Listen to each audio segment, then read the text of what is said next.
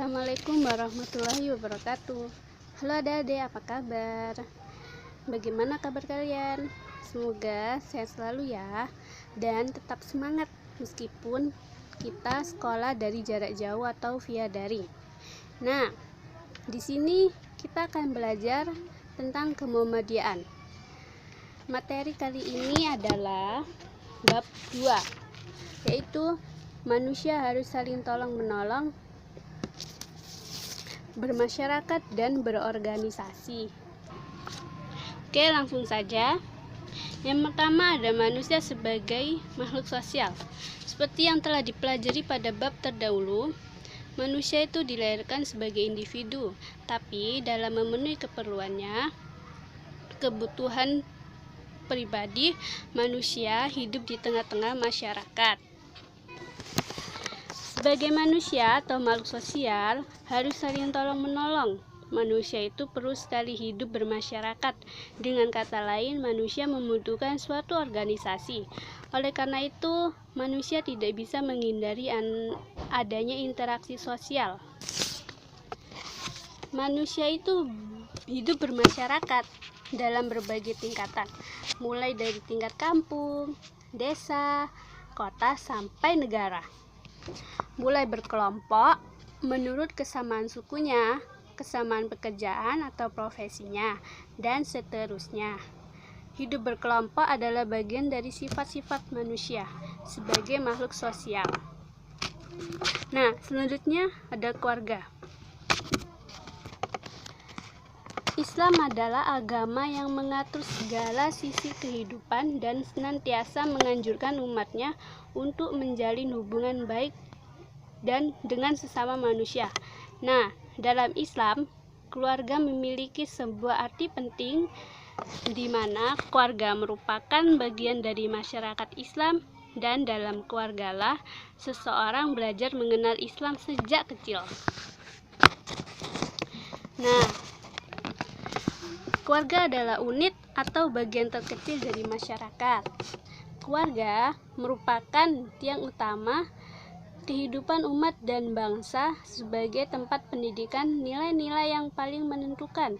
Setiap muslim, termasuk warga Muhammadiyah, berkewajiban untuk mewujudkan keluarga yang tentram, damai, sakinah, dan penuh dengan rasa kasih sayang. Nah, keluarga muslim juga harus menjauhkan segenap anggota dari keluarga dari bencana siksa neraka, membiasakan bermusyawarah dalam menyelesaikan urusan, berbuat adil, memelihara persamaan hak dan kewajiban, dan menyantuni anggota keluarga yang kurang mampu. Islam juga mengajarkan agar setiap muslim menjalin persaudaraan dan kebaikan dengan sesama, seperti dengan tetangga maupun anggota masyarakat lainnya. Masing-masing wajib memelihara hak dan kehormatan bagi sesama muslim maupun dengan non-muslim. Jadi kita harus saling menghormati, tidak boleh saling mengejek-ngejek, dan tidak boleh saling menghina atau menyamakan. Kita harus saling menghormati meskipun sesama non-muslim. Setiap keluarga harus menunjukkan keteladanan dalam bersikap baik kepada tetangga dan menjalin persaudaraan dan kerjasama dengan tetangga dan anggota masyarakat lain.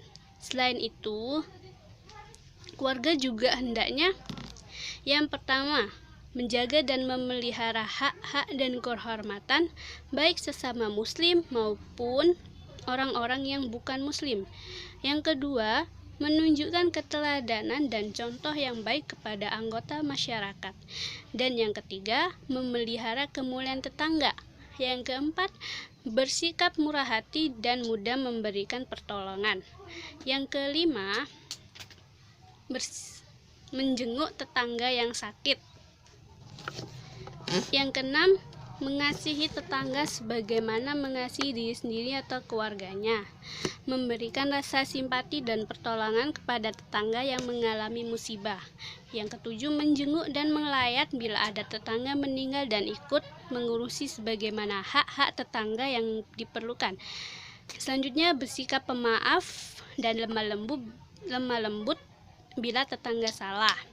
Yang selanjutnya, jika menyelidiki keburukan tetangga, jangan selidik atau menyelidiki keburukan tetangga. Itu tidak baik, adik-adik.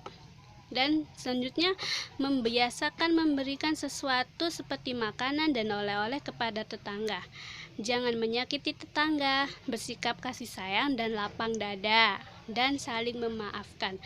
Selanjutnya, menjauhkan diri dari segala sengketa dari sifat tercela.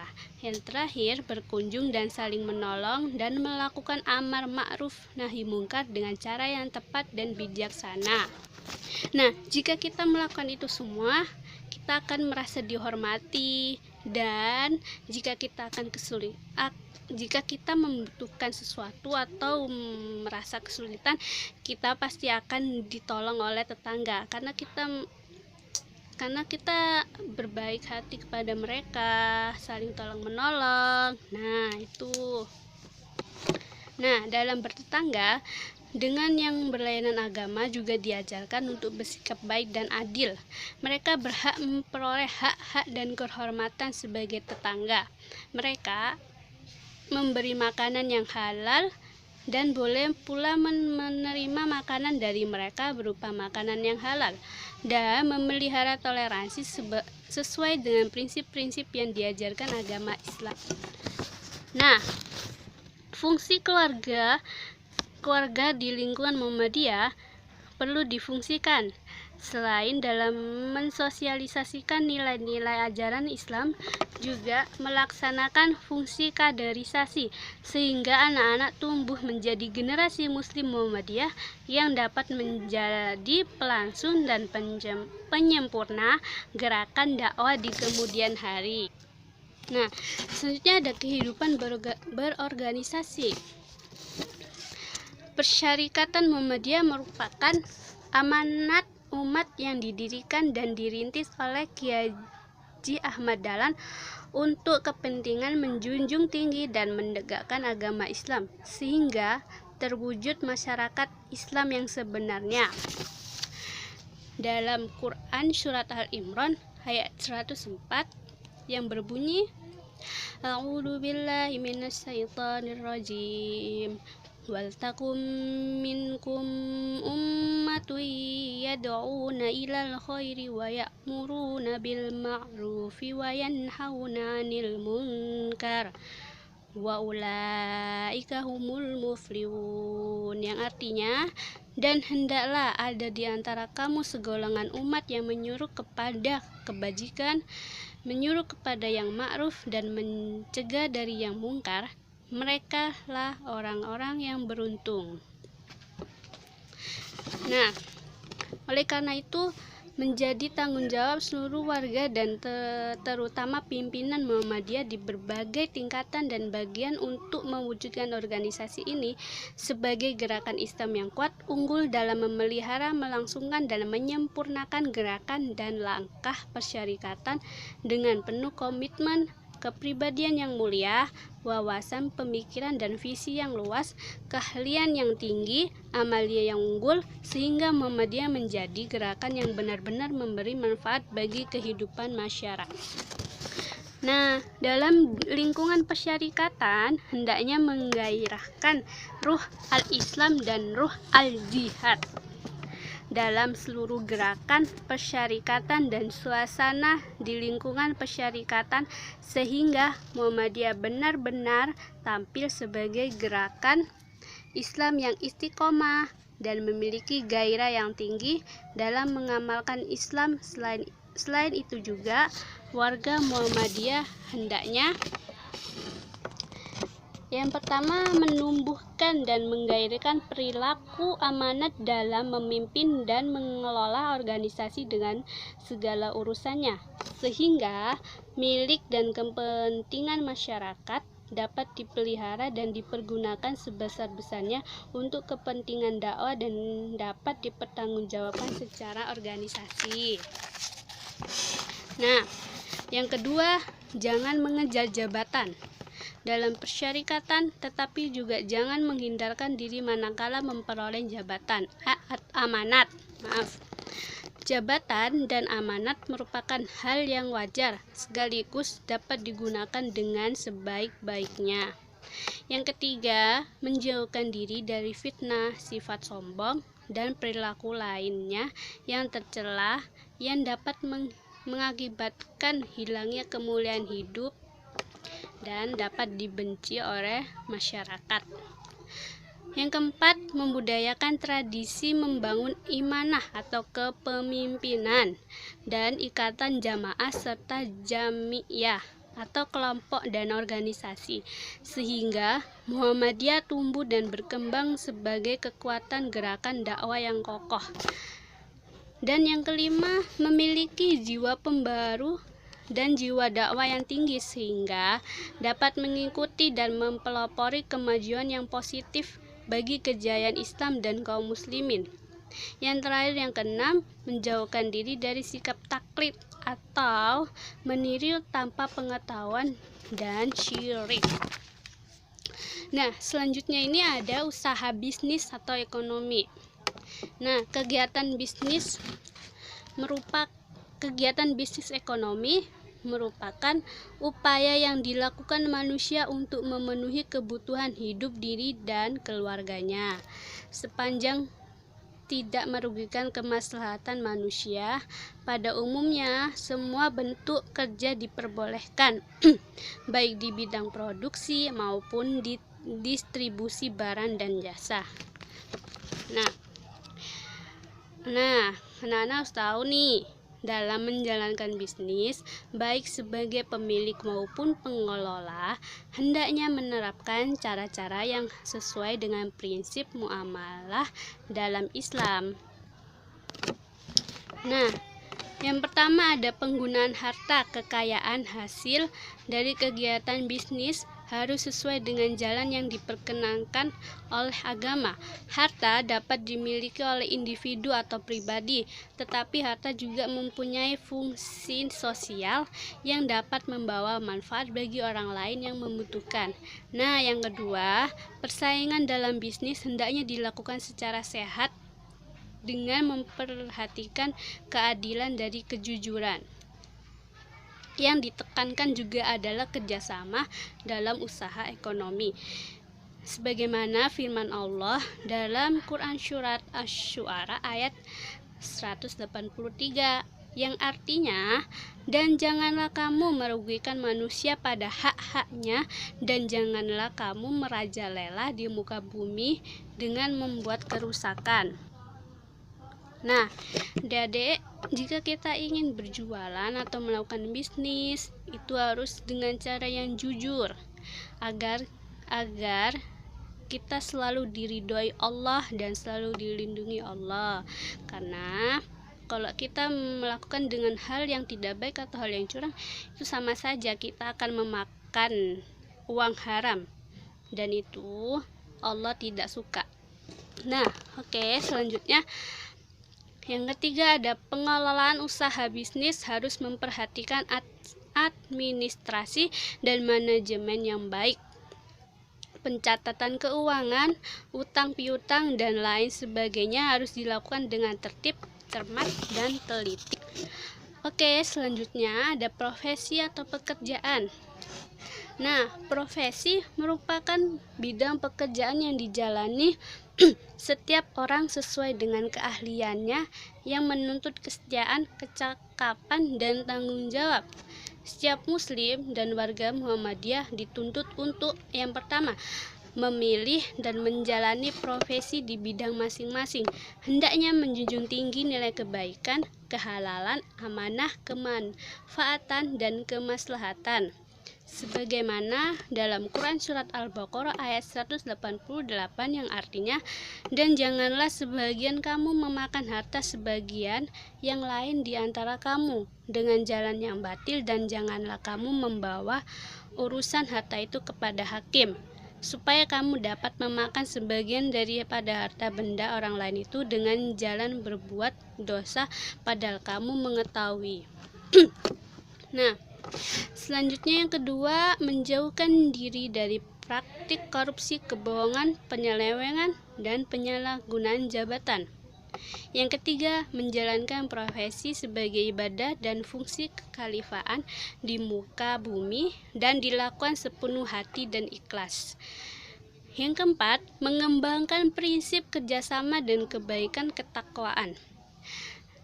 Dan yang kelima, mengeluarkan zakat, sedekah, dan infak serta amal jariah lainnya dari penghasilan yang diperolehnya. Dalam Quran Surat At-Taubah ayat 103 yang artinya, ambillah zakat dari sebagian harta mereka. Dengan zakat itu kamu membersihkan dan mensucikan mereka dan mendoakan untuk mereka. Sesungguhnya doa kamu itu menjadi ketentraman jiwa bagi mereka, dan Allah Maha mendengar lagi Maha mengetahui. Nah, adik-adik, yang kalian harus ketahui, jika kalian mempunyai harta yang lebih atau merasa cukup, kita jangan lupa untuk zakat atau bersedekah, karena itu penting. Infak, meskipun kita infak 5.000, 10.000, yang penting itu ikhlas, karena itu akan digantikan oleh Allah, digantikan yang sangat lebih tuh. Nah, selanjutnya ada berbangsa dan bernegara.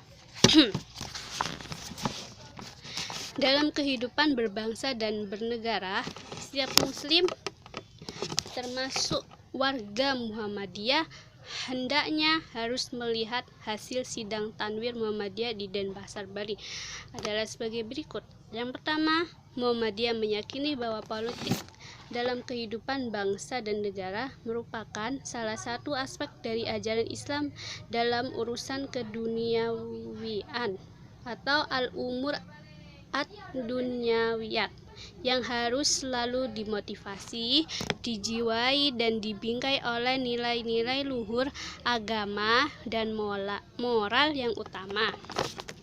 Nah, yang kedua, Muhammadiyah meyakini bahwa negara dan usaha-usaha membangun kehidupan berbangsa dan bernegara, baik melalui perjuangan politik maupun melalui pengembangan masyarakat, pada dasarnya merupakan wahana yang mutlak diperlukan untuk membangun kehidupan di mana nilai-nilai ilahiyah melandasi dan tumbuh subur bersamaan dengan tegaknya nilai-nilai kemanusiaan, keadilan, perdamaian, ketertiban, kebersamaan, dan keadaan untuk terwujudnya baldatun thayyibatun wa rabbun ghafur. Nah, yang ketiga, Muhammadiyah memilih perjuangan dalam kehidupan berbangsa dan bernegara melalui usaha-usaha pembinaan atau pemberdayaan masyarakat guna terwujudnya masyarakat madani atau civil society yang kuat, sebagaimana tujuan Muhammadiyah untuk mewujudkan masyarakat Islam yang sebenar-benarnya. Nah, sedangkan hal-hal yang berkaitan dengan kebijakan-kebijakan kenegaraan sebagai proses dan hasil dari fungsi politik pemerintahan akan ditempuh melalui pendekatan-pendekatan secara tepat dan bijaksana sesuai prinsip-prinsip perjuangan kelompok kepentingan yang efektif dalam kehidupan negara yang demokratis.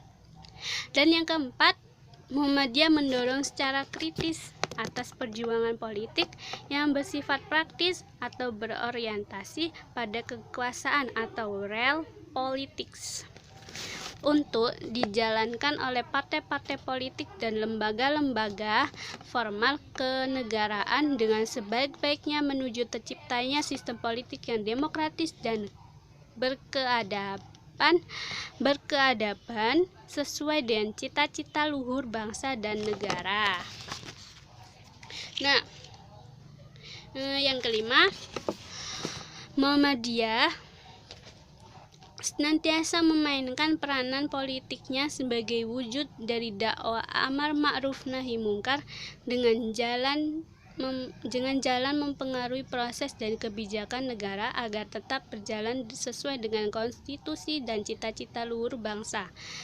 Yang keenam, Muhammadiyah tidak berafiliasi dan tidak mempunyai hubungan organisatoris dengan kekuatan-kekuatan politik atau organisasi manapun. Muhammadiyah senantiasa mengembangkan sikap positif dalam memandang perjuangan politik dan menjalankan fungsi kritik sesuai dengan prinsip amar ma'ruf nahi mungkar demi tegaknya sistem politik kenegaraan yang demokratis dan berkeadaban. Selanjutnya yang ketujuh, Muhammadiyah memberikan kebebasan kepada setiap anggota persyarikatan untuk menggunakan hak pilihnya dalam kehidupan politik sesuai hati nurani masing-masing. Penggunaan hak pilih tersebut harus merupakan tanggung jawab sebagai warga negara yang dilaksanakan secara rasional dan kritis sejalan dengan misi dan kepentingan Muhammadiyah demi kemaslahatan bangsa dan negara. Yang kedelapan, Muhammadiyah meminta kepada segenap anggotanya yang aktif dalam politik untuk benar-benar melaksanakan tugas dan kegiatan politik secara sungguh-sungguh dengan mendepankan tanggung jawab, amanah, akhlak mulia atau akhlak karimah, keteladanan atau uswatun hasanah, dan perdamaian atau islah. Aktivitas politik tersebut harus sejalan dengan upaya memperjuangkan misi persyarikatan dalam melaksanakan dakwah amar ma'ruf nahi mungkar. Yang terakhir, kesembilan, Muhammadiyah senantiasa bekerja sama dengan pihak atau golongan manapun berdasarkan prinsip kebajikan dan kemaslahatan, menjauhi kemudaratan, dan bertujuan untuk membangun kehidupan berbangsa dan bernegara ke arah yang lebih baik, maju, demokratis, dan berkeadaban. Oke adik-adik, yang selanjutnya ada melestarikan lingkungan. Dalam Quran Surat Ar-Rum ayat 41-42 yang berbunyi, A'udzubillahi minasyaitonirrajim. Dharal fasadu fil barri wal bahri bima kasabat aydin nasi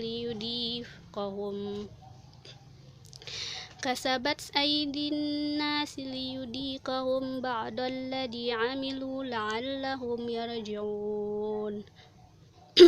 Qul siru fil ardi fanduru kaifa kana 'aqibatul ladzina min qabl kana aksaruhum musyrikin. Yang artinya, telah tampak kerusakan di darat dan laut disebabkan karena perbuatan tangan manusia, supaya Allah merasakan kepada mereka sebagian dari akibat perbuatan mereka agar mereka kembali ke jalan yang benar. Katakanlah, adakanlah perjalanan di muka bumi dan perhatikanlah sebagaimana kesudahan orang-orang yang terdahulu. Kebanyakan dari mereka itu adalah orang-orang yang mempersekutukan Allah. Nah, maka seharusnya setiap muslim dan warga negara berkewajiban memenuhi ajaran-ajaran sebagai berikut ini. Yang pertama, wajib melakukan konservasi atau pemeliharaan sumber daya alam dan ekosistemnya. Yang kedua, dilarang melakukan tindakan yang dapat menyebabkan kerusakan lingkungan alam termasuk kehidupan hayati seperti binatang, pepohonan, lingkungan fisik dan biotik termasuk air laut, udara, dan sungai. Yang ketiga, memasyarakatkan budaya bersih, sehat, indah lingkungan disertai kebersihan fisik atau jasmani. Yang keempat, melakukan tindakan amar ma'ruf nahi mungkar dalam menghadapi kejahatan perusakan lingkungan dan kebijakan-kebijakan yang mengarah kepada kerusakan lingkungan dan sumber daya alam. Yang kelima, bekerja sama dengan masyarakat lainnya dalam memelihara keseimbangan dan kelestarian lingkungan hidup sebagai wujud dari pengabdian kepada Allah dan kekhalifahan di muka bumi ini. Nah, oleh karena itu, di sini jelaskan adik-adik nggak boleh merusak alam lingkungan. Karena itu Allah tidak suka.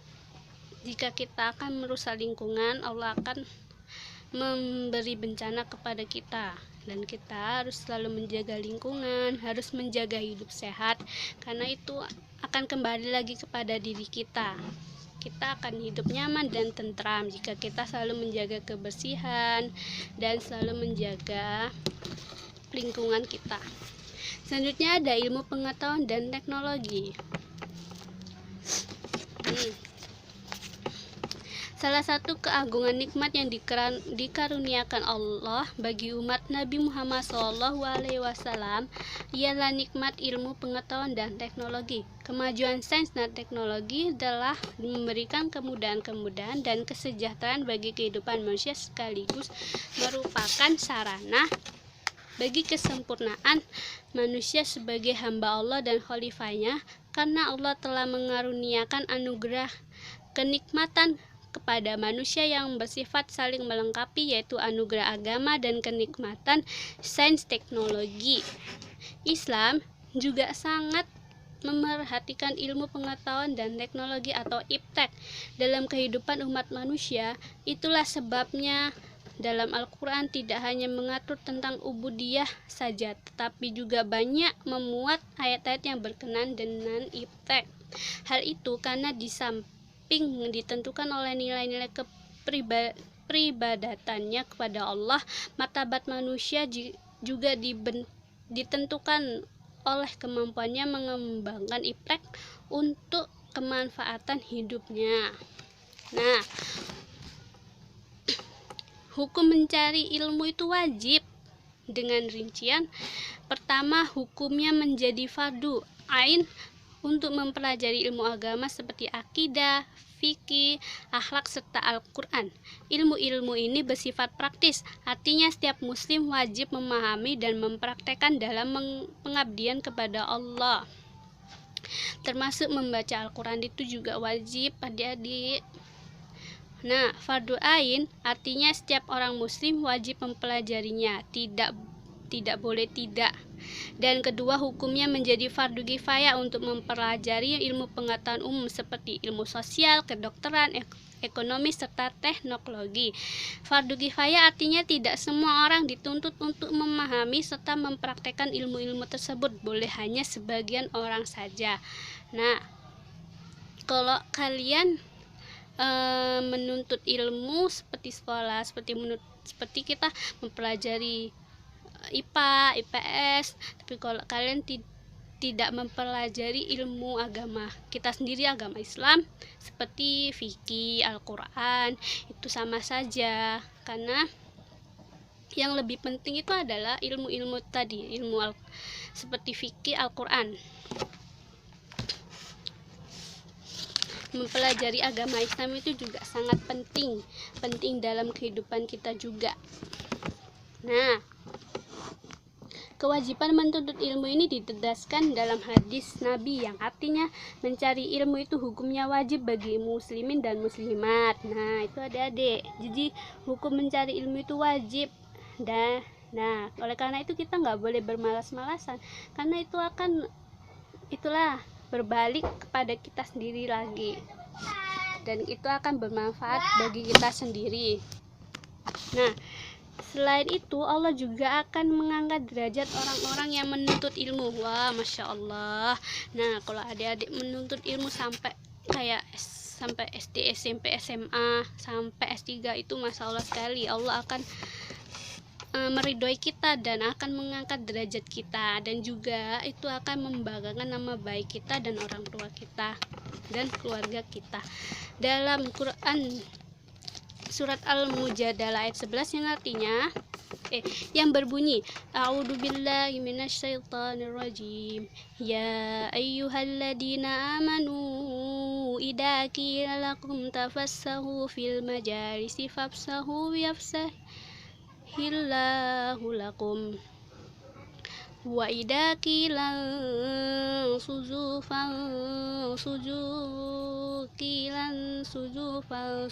yarfa'illahu alladina amanu minkum walladzina utul ilma darajat wallahu bima ta'maluna khabir. Yang artinya, hai orang-orang beriman, apabila kamu dikatakan kepadamu berlapang-lapanglah dalam majelis, maka lapangkanlah, niscaya Allah akan memberi kelapangan untukmu. Dan apabila dikatakan berdirilah kamu, maka berdirilah, niscaya Allah akan meninggikan orang-orang yang beriman di antara kamu dan orang-orang yang diberi ilmu pengetahuan beberapa derajat, dan Allah Maha mengetahui apa yang kamu kerjakan. Nah, oke, selanjutnya ada seni dan budaya. Kesenian adalah penjelmaan rasa keindahan dalam diri manusia atau fitrah. Kegiatan dan karya seni hukumnya dibolehkan atau mubah selama tidak mengarahkan kepada kerusakan moral, mental, dan sosial dan bahaya. Warga Muhammadiyah sebagai muslim hendaknya ikut mengembangkan karya seni yang dapat menumbuhkan perasaan halus dan keindahan sebagai sarana mendekatkan diri kepada Allah dan menghidupkan kesusastraan yang dapat membangun dan memajukan kebudayaan dan peradaban kaum muslimin. Nah, itu saja dari yang kakak jelaskan dari awal sampai akhir. Semoga kalian paham ya. Oke, kesimpulannya dari materi tadi adalah Muhammadiyah adalah gerakan Islam yang didirikan oleh Kiai Haji Ahmad Dahlan tahun 1330 Hijriah yang bertepatan dengan 1912 Masehi. Gerakan ini lahir di Kauman Yogyakarta. Kehadiran Muhammadiyah adalah sebuah bentuk perlawanan terhadap praktek Islam yang dianggap keliru itu. Di tengah masyarakat seperti itulah Muhammadiyah berdiri. Ia hadir untuk sebuah tujuan terwujudnya Islam yang sebenarnya. Dalam kehidupan berbangsa dan bernegara, manusia muslim harus mengutamakan kejujuran dan kemaslahatan bersama dan menghindari praktik-praktik yang tidak terpuji seperti korupsi dan penyalahgunaan jabatan. Oke, itu saja yang kakak jelaskan. Semoga kalian mengerti dan pahami. Kakak harap kalian semua dipelajari lagi ya, bukunya dibaca-baca lagi. Dan dikerjakan uji kompetensinya halaman 27 dan 28 dikerjakan saja, nggak usah dikumpulin, nggak apa-apa. Yang penting kalian pahami dan dipelajari lagi. Semoga tetap semangat ya. Sekian dari kakak. Assalamualaikum warahmatullahi wabarakatuh.